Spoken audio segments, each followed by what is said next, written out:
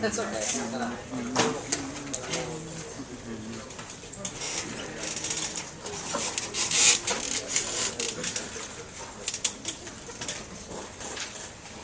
Hey guys, thanks for coming. A couple of quick comments about our win last week against a very good team that at the end of the year will win a bunch of games, a bunch of very good players that will have some careers in football beyond college. So it was a good win for us. The theme around here is the best thing about 2-0 is the opportunity to go 3-0. There's a lot of college football teams without that opportunity, and we'll never take that for granted. We have to fix, obviously, a lot of things, but we had victory meal last night, which is I think it's a new tradition we're starting here, and it's mandatory for all players and coaches to be on and enjoy that win. I read one of our comments by one of our players about the difficulty in winning a major college football game, and we never want to take that for granted. We have too much respect for the game and too much respect for our opponents to ever do that. I also want to thank our great fans and students. We never want to fail to show our appreciation for them turning out and obviously one of the great stages of college football. Our plan to win, we did not play great defense. We did not win the turnovers. Red zone, we were 4 for 4 with 3 touchdowns, but still not how we need to be. We get paid to score touchdowns, not field goals. And we're okay in the kicking game, but really one of the few times that I can remember in the last years and years is that it really didn't have much of an impact. The one area of our team that is playing very, very well, but they had a penalty as well, is our kickoff team. 3 times against a good kickoff return team, we hit them inside the 20-yard line. Field position stat was nothing significant. And third downs, Ohio State was fairly productive at 50, but our opponent was also very productive, so we didn't win third downs. Champion efforts. On defense, John Simon, although they were doing some things to kind of take him out of the game, he was a champion. John Hankins also played very well, very disruptive in there. We actually started him at defensive end because of the size of that tight end, and we thought there would be more power than the week before. They changed their entire game plan from the week before, and that's the reason we started Tommy Shutt inside and John Hankins on the defensive end. He was also a defensive player of the game, so obviously not what we're looking for on defense as far as champion efforts. On offense, Andrew Norwell played the champion. Evan Spencer is a guy that I think he's starting to earn the right to get more involved in the offense. He's very consistent. Devin Smith, very good to see. A couple yards after, 22 yards after a catch, and had 6 catches for 57 yards. And Philly Brown was the offensive player of the game, graded out 95%, which is extremely high for a wide receiver. And he's right now our best playmaker on offense. Special teams player of the game was Jamal Marcus, a true freshman out of North Carolina, and is kind of making a little name for himself on the way his effort. Areas of concern, offense, obvious number 1 is turnovers. We had 3 turnovers, which is inexcusable. One, our offensive lineman went the wrong way, and we got hit in the backfield, the ball's on the ground.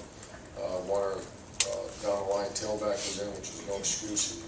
We need to work on that mesh. And the third one was interception, that we just made a bad play. So those can't happen. On defense, our tailback position's a concern right now. We're down to preseason 3-4. We have 3 tailbacks out. I know you're asking about Jordan Hall. I don't know. He's going to run today, and I'll know more. He was out there working a little bit yesterday, so there's a chance. And our tight end and our offensive line group, those positions need to play much better than they did. We have high expectations for our offensive line. On defense, we need to stop giving up big plays. That has to stop now. And it's 2 weeks in a row we're giving up some big plays for a variety of reasons. We need to identify our pass rushers and get some more pressure on the quarterback, which correlates perfectly with pass defense, and we're just not very productive in those areas right now. Kicking game, like I said, the area, we had 3 penalties. I don't know if we've ever had 3 penalties in kicking game. One of the kids' helmet came off, one delay game, and then the third one was I can't remember what the third one was. The kickoff team is the one unit that I'm kind of jacked about coaching. I like to be around those guys. The other ones, we didn't punt very well. We had a bad punt. We expect 4-second hang time, and a 4.5 second was under 3. So obviously, we pride ourselves in forcing fair catches, and that didn't happen. Our opponent, Cal, Pac-12 team with Pac-12 players and coaches. Very unusual defense. They run like a bear, which is a 46. They know where they shave the nose, where they play the nose, and then 2-3 techniques. Very unusual defense. Very good players. They led the Pac-12 a year ago on defense. Offense, they have a very accurate quarterback, 64% completion rate, and a very athletic team. So I'll answer any questions for you. Bill, we'll open up with you. Yeah, in light of all the uncertainty of running back, what do you do? What's your plan? Get the guys ready to go. Get Beyonce, talented freshman, Rod Smith, and around here. Talent is not an issue anywhere in running back in Ohio State, so we're just going to coach them better and get them ready to go. How comfortable would you be with Beyonce as your starter on Tuesday? He has a good Tuesday and Wednesday. Absolutely very comfortable. He's a good runner. He's a true freshman playing in the stadium. He has glaring missed assignments, which you're going to coach him through that. Front right, David. Yeah, David Wilson, TV. Piggybacking off that, how ready do you get the sense Bryante is for this stage, coming off those mistakes, or is it something he just has to play? That's the only way to see it. No, he doesn't have to play. He's going to have a very good Tuesday and Wednesday where he won't play. That's the only way I'm gauging it. It's one thing getting your mind right to go be a backup or a third-string tailback for a game. It's another thing get your mind right to be the guy that's going to jog out there with the first offense. But the company said just go play. No, just go play. He's got a Tuesday and Wednesday going to be really, really critical. Whoever has the best Tuesday and Wednesday is going to line up until that. Front, Austin. Austin Ward, ESPN. You talked a lot about Bourne. He had a number of carries in that game on Saturday. Talked about his strengths. Is there something about him that would give you pause to put him out there as a full-time power running back? Sure. Sure. Sure. The last sentence. Just what would it be that would keep you from turning the head? If someone's better than him. Other than that, no, I know. I've said that since the spring. I think he's got good feet. I think he's a pound it. He's carried the ball. I don't know how many times he's carried the ball, but he's been fairly productive. He's going to just have a good week of practice. Middle, Dave. Coach, you talked about Braxton Miller's mechanics. I know Tom Herman's mentioned a lot that he's happy with his upper body mechanics, but lower body mechanics can be a mess at times. How's he coming along in that respect? Well, it gets really good, then he does something like, what was that? He just, but it's a normal maturation of a quarterback. He knows it, he sees it. Everybody can see it. We kind of did a play action pass, moving through it to the ground. Just got great release. He's got great release, good arm strength. So we're just trying to push that maturation as fast as we can. And the other times he's just beautiful in the pocket, sits back there nice and pops the ball out there. We have a lot of quick release stuff. We don't hold the ball very long for a lot of reasons, but he's really very good at what we do. We just got to probably do more of it. Far right. Now that we're developing our receivers, I can see a little bit more of that. Those guys, there's some guys making a few plays for us. Name and affiliation. Remember, guys. Far right, Don. Coach, a couple things. Dom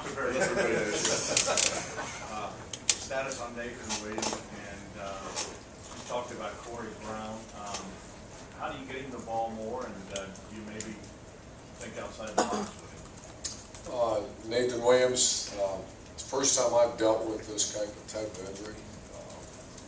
I don't know Nate as well as the guys who've been around here a long time. The one thing is he loves football, loves Ohio State, so it's just a tough injury. And from everything I hear, he's actually on schedule, so it takes time. But I'm hoping we have him this week, but I can't, that's going to be, I think for the next 10 weeks, it's going to be, how's Nathan Williams doing? It's going to be probably the same response. I don't know. We'll see how he goes this week.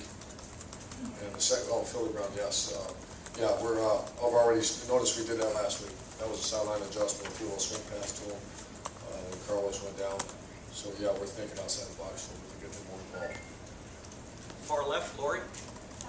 Corey Schmidt, 97.1 fan. Coach, you said you wanted to touch base with your defensive coaches and get a sense for why the pass rush wasn't quite there. What did you come away from that discussion?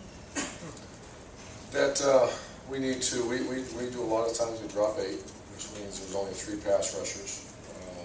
And teams made a decision when they drop back to pass, on quick game they're getting guys out, on non-quick game they're max protected, which is not unusual. So the team's doing a good job defending us and defending our best pass rusher. We need, I think Nate Williams will help on the other side. Right now we're counting on a true freshman to be on the other side of Simon. So I could list a multitude of reasons and excuses and so on and so forth. We have to get better. We have to get a little better. It's going to be a long year. And there's 2 ways of doing it. One is defeating a man in a pass rush. Well, I'm going to go beat him and rush the quarterback.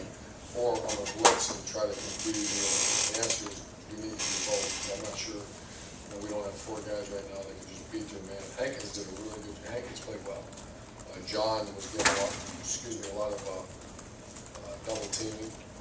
But we just need to get better at the other spots. As a follow-up on that, you once said that after training camp it's tough to improve because you're only really practicing 2 days a week. But is that necessarily the case if the things that you're hoping to improve on are such things as schemes, communication in the defensive backfield, and maybe even reading on offense? Very impressed that you remembered I said that because Tuesday and Wednesday is all you got. We go out there on Sunday, and Sunday you're just trying to get the body to recover from the game. Monday they're off completely. And Tuesday, Wednesday you go out and work and you can't beat them up. A lot of times guys are going to practice and are hurt. So the amount of improvement that happens during the course of the season is not that much. I mean, you'll see it, but not that much. Certainly not the individual improvement in fundamentals. That's so hard to find time to do that. That's why we have such a great emphasis on that spring and training camp. That's a wonderful question. That's a question that I sit and stare in front of my board, in front of trying to put our practice schedule together and say we're not very good at this. How do we take time away from practice to get that done? That's the essence of what I probably spend 20-25% of my job doing. Front, middle, Steve? Yeah, Coach Steve outlining Buckeyes. Question I have, it seemed 3 or 4 times you had broken plays in the course of the game on offense. Was there a theme for, did a running back take the wrong step? Did the quarterback turn the wrong way? What you see there? Is it, in those instances, I think Braxton turned a negative into a positive a couple times, but obviously not what you want. Well, we had line to go the wrong way. If it was one, I think you guys know me well enough, I tell you. I'm not trying to sink someone's feelings or I'm just going to tell you as honest as we can. It was a multitude of reasons. Yes, the tailback went the wrong way. Glare at him. It was potentially a big hit. We had an offensive line to go the wrong way. We had a I'm going to think Braxton went the wrong way. But we had some glaring errors that occurred.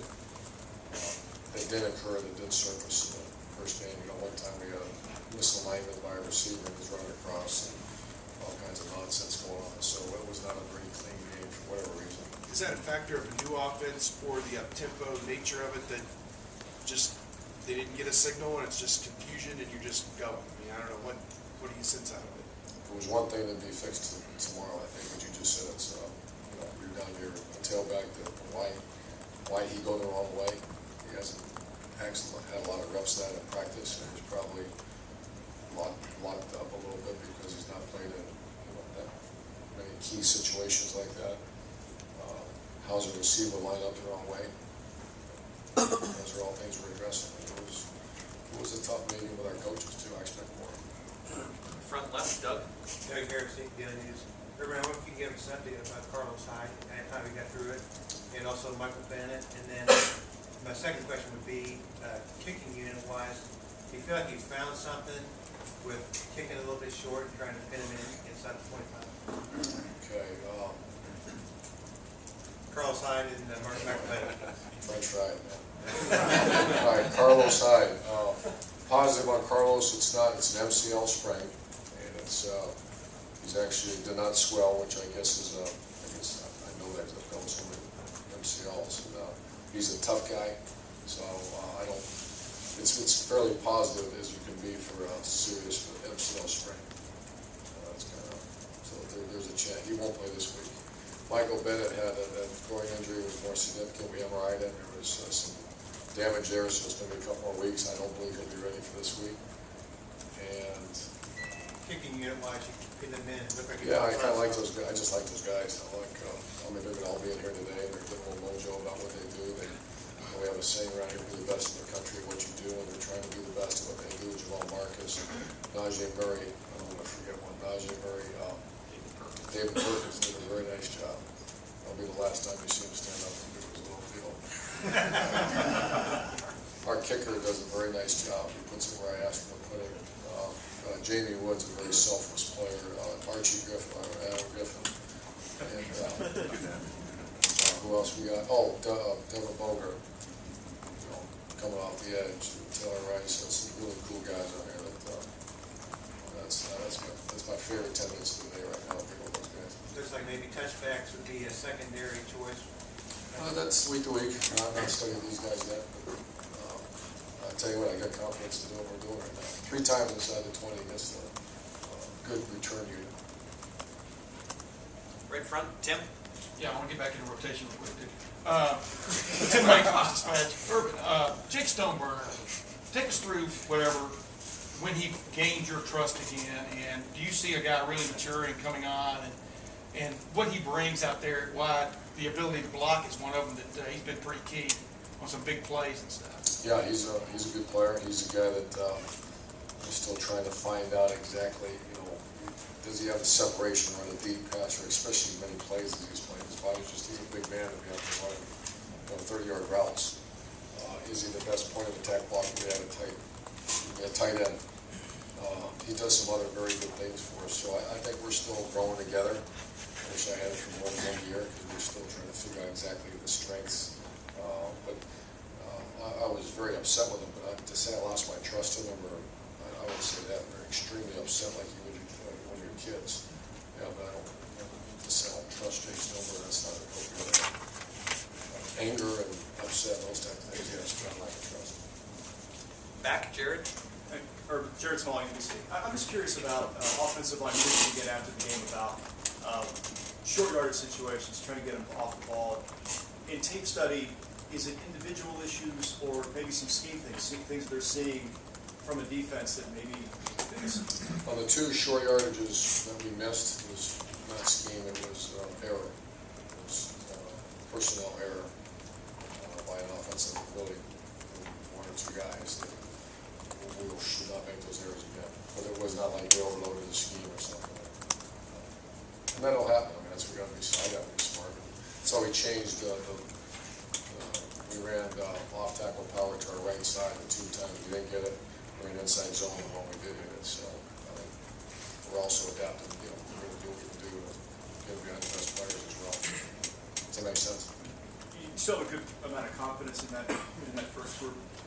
Their ability to get that done? I mean, they have to show me it's 0 for 2. You told me. I mean, doesn't mean we're not going to go for it. I don't know that. I'm a little stung right now. They got to start showing it. You don't get confidence by failing something. So to say I have a lot of confidence in being that play right now. No. Far left, Dan? Dan Hope from the Lantern. You mentioned big plays on defense being a problem. But when you go on to this week, going with a player like Keenan Allen, a big player being Cal, what do you look at for your secondary that you need to do better to avoid giving up those big plays? Well, there's I should probably have a breakdown for you. I don't. But what they are is lack of discipline in the internet drop. For example, that 3rd down and 21. I think it was 21. And they completed a pass. We had a good coverage call on. We just didn't sink deep enough. So lack of discipline in coverage. Missed tackles are another result. We had a big play down the sideline for about a 45, 50-yard run. It was a missed tackle. And so missed tackles and coverage errors are the 2 right now that are giving up big plays. Front, Doug? Doug Lambrese, Playing Dealer, Urban Meyer. If you do end up playing a young tailback this week, as you go through the game plan, you get things ready during the week, how much does it change how you think about things? Is that a big deal if the guy in that position, whether it's Deontay or Robinson, doesn't have as many reps, or is that a position where it does not affect too much what you want to overall do as an offense? No, it doesn't. It affects the way we'll approach it. We are just now starting. We're still finalizing on who we're playing and trying to get their defensive schematics together, but that is certainly a topic of conversation and will impact how we game plan. The two things, those kids are talented, so it's not like we have a bad player back to this week. I got to look at those guys' eyes. It's the psychological approach to coaching now. When the kid knows two young players, I mean, who can handle it? Do a starting tailback, it's back 12 team. Let's go see how you do it. Like this, then we're going to move them off to the side, and Philly Brown's going to help us out, and something else. So we'll know more Tuesday and Wednesday because that will be addressed in a big way. We're not going to wait till Saturday to find out if they're going to step back at you. And then as far, again, with the game plan, talking again for 2 weeks, the number of carries for Braxton. As you sit down and talk about that this week, how do you think you'll approach that? Do you feel like you guys have to do something a lot different to reduce the number of carries, or is it not that big? I think part of it, we have to, some of the carries are a result of errors in other positions. For example, if someone goes the wrong way, what's he do? He runs for 7 yards and gets whacked. One guy, we have a design play and we miss 2 blocks, and instead of pitching the ball, he gets whacked. So that position is going to have to do a lot of things. We have to play better around him to eliminate some of those carries. And hopefully, once again, the job description is to win that game. We also, the player safety and being smart is a big part of that. So he's just my gosh, you see a good runner. And we all see that, so we just got to be a little smarter. But it's not, we're not saying, okay, run the ball 27 times. You block him, block him, block him. Brack's not going to run that. He's going to throw it or he's going to hand it off. So we just got to play better around him. Does that make sense? Back left It's play. not 27 runs. If that makes sense. It's not 27 backs to run. It's All right, Coach, Clay Hall, ABC 6, Fox 28. Hall of Fame weekend, Mike Vrabel is going into the OSU Hall of Fame, as is Bob Knight. You talk about both of those guys. Did you rub shoulders much with Knight ever, and did you take anything from his philosophy? absolutely. I love Coach Knight. Coach Knight and I are friends. I invited him down to speak to my football team when I was in Florida. We keep in touch. Just a coach that everybody has opinions of. I have my own. I think he's a master motivator. He does it the right way. He doesn't cheat. Maybe he goes about things a little different. It's not my job to judge. I like to judge the character of a guy, and I know one thing, he does it the right way as far as following the rules, and I've always been impressed with that. He graduated players. So, and then obviously my man Mike Vrabel, before I was fortunate to hire him on my staff, I was a fan of his. That's not just because he's from Walsh Jesuit. I knew all about him there. Jerry Riddle, one of my good friends, was his coach. Watching him here as I watched the Buckeyes from afar, and then really admired Mike when I got to know him when I used to go visit New England. And my friend Coach Belichick, I watched the way he worked and trained and the way Coach Belichick talked about him. So it'll be a great weekend for all those guys. Middle, Brandon. Coach, Brandon Castell from the Ozone. Just with Braxton, when you talked about him carrying that at the end of the last game, you said he was blown out a little bit. Do you worry about his durability, or do you worry about maybe some of the mental mistakes you can make when you have run the ball that much? It looked like maybe the interception, what the mechanics were kind of, Yes, I do. That's all. I don't just worry. That's true. I mean, an athlete that gets fatigued often, you give in a little bit in certain areas. So we have to have enough plays where he can hand the ball off a little bit and compose himself. And those are conversations. When you hand it off, you got to hand it off to someone. When you throw it, you got to throw it to someone. The good thing is we're improving in a lot of areas, so we just got to do that. Is that tougher for you guys in the heat of battle, though? Because you do want to win that game, and he's the best guy to carry the ball. Is it a little tougher when it gets to that point? It's what we do. It's what we get up every morning and try to do. Win that damn game, but take care of your guys. He is a hell of a football player. If you really study the game, with the copies we have, he delivers punishment, he goes hard, he's a hell of a football player. I think a hell of a football player. Better than even everybody in this country thinks right now. That's how good I think Braxton Miller is. But we got to be smart. He got tattooed a little bit. But we all got to take care of him. That's kind of the message I'm giving my team meeting, the offense here tomorrow. I take care of him. Now he's making some mistakes too now. great problem to have. Hell of a football player behind center. It's a good problem to have. Middle left, David. Great. Perfect. Dave Briggs, Toledo Blade. I know the schedules are set here in advance, but in a perfect world for you, what would your ideal non-conference schedule look like? Does that philosophy maybe change a little bit in the Big Ten, where all 4 games are stacked at the beginning versus other conferences where they're kind of spread through the season? I have not, Gene and I have talked about that quite often. We share it very similar. We want to play, I think, a national team, upper middle, and then maybe a couple of other ones. That's kind of, I think, where we're at. But you kind of catch me off guard. So I know Cal's a national game. We got to go travel out there next year. So we've got national players. So. Middle right, Jeff. Jeff Swoboda with Buckeye Sports Bulletin. Mentioned Cal is going to bring in a sort of a unique defense. But what kind of challenges do they present with what you're trying to do on the ground game? Well, it's a very, it's not unsound at all. It's just not normal. It's unorthodox style of defense. Our guys right now, we're put in a new system. We made errors against a very traditional defense last week, very traditional.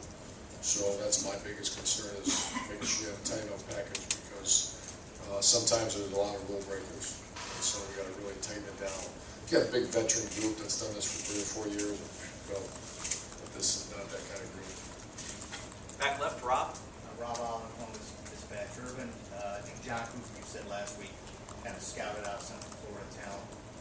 He scouted Cal, and Sure. what are you looking at in terms of an NFL talent in comparison to Central Florida and just overall? I think they got 3 more. Every senior corner, I have it right on the sheet of paper, just gave it to me.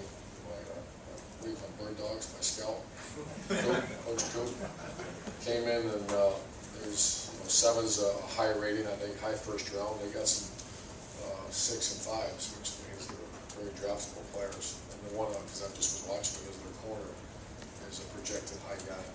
The defensive tackle is projected fairly high in the NFL draft, and I'm still getting the number right. That's what we're doing right now. But yes, to answer your question, Coop does do that, and they you'll see some Cal Bears going to draft next year.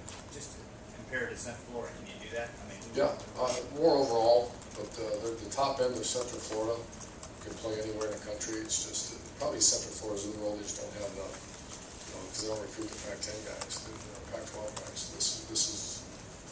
I know they struggled in a couple games, but it's not, because whatever's going on, there's talent all over the damn field. Middle, Dave. Dave Biddle, Bucknuts.com.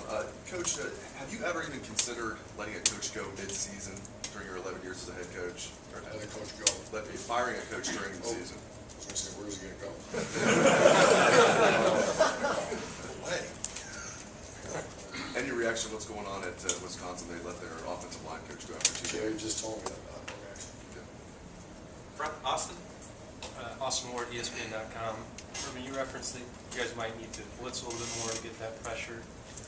You guys went into the year, how much of the package and what you guys wanted to do was predicated on getting in with just 4 guys?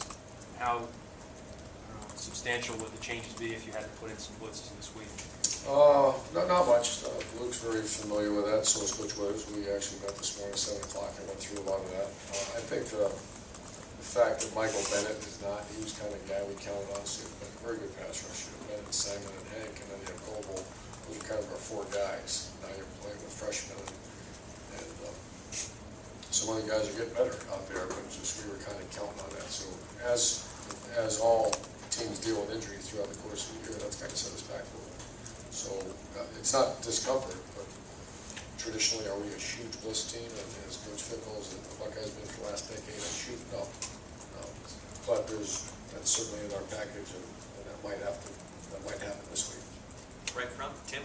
Yeah, Tim May, Columbus Dispatch. Urban, speaking on that, the 3 freshmen, looks like Washington, Spence, and Shutt, looks like they may play a lot now. I mean, are you reluctant at all there, or what have they shown you that piques your interest about them in particular? First of all, they're great guys. They work their tails off, and they're talented. And there's no issue as far as want to, no issue as far as try hard. It's just freshmen playing defense linemen, so that's going to get better and better and better.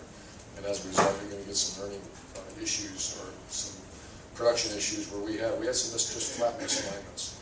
And it was usually one of those kids that just lined up on it. So as they continue, and those are three good names that the Buckeye fans are going to like to watch for the next several years. We just got to get ready sooner. Hey, one other quick follow. Cal's defense had a lot of trouble, it looked like, with Nevada's pistol. And they run a lot of inside stuff, all that stuff. What did you see? All that stuff on here. Well, yeah, I mean, they run a lot of stuff that you guys, or they run some similar stuff that you guys run. I'll get into it, don't you? But anyway, I'm sure you will. Do you expect a big, was that a big learning moment for them as far as getting ready for you guys, you think? I think so. I think they really, Nevada, really well coached team, good players, and, but they do run similar schemes, and so we're learning from that. We also studied Oregon the last few years.